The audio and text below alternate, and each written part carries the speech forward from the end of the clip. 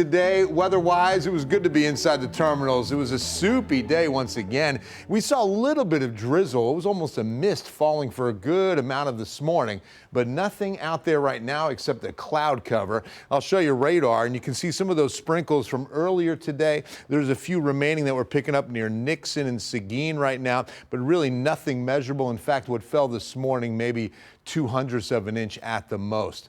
To San Antonio International. Again, thank you again for allowing me the honor of being your Grand Marshal for the Take Flight Parade. So much fun. 79 with a high dew point of 71. So only 8 degrees separate those two temperatures, which means humidity's at 77%.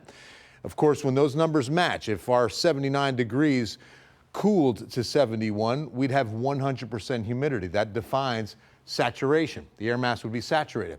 Look what happened out west. The weak cold front brought in some drier air, but this is as far east as it got.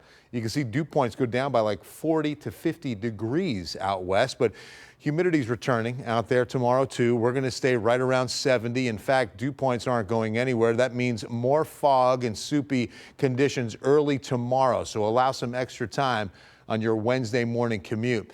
And I think allow some extra time Thursday, Friday for that matter, because we're going to hover right around 70 on those dew points before the second front comes through and we see a significant drop and we get some drier air in here for the beginning of next week.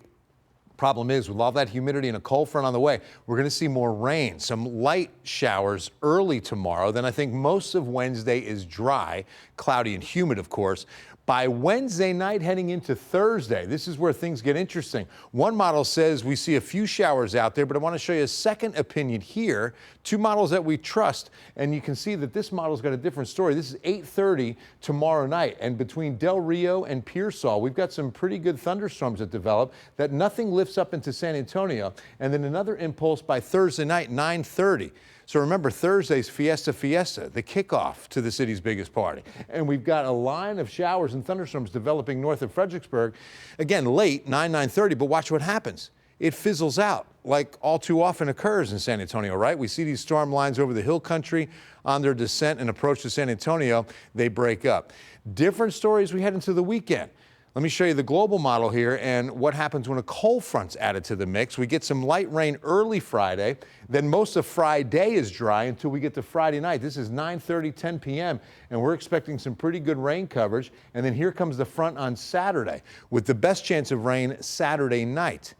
So again, remember that we've got Oyster Bake, we've got Taste of New Orleans, but it looks as though everything pushes to the south and the rain ends by Sunday morning. All right, 7-day forecast. Next 2 afternoons are near 90. We kick off Fiesta with a 20% chance of showers. It goes to 40% Thursday night, 40% Friday night, 60% Saturday night. So it looks like there's a less chance of getting the rain during the day, which is beneficial, but we get all this rain out by Sunday morning.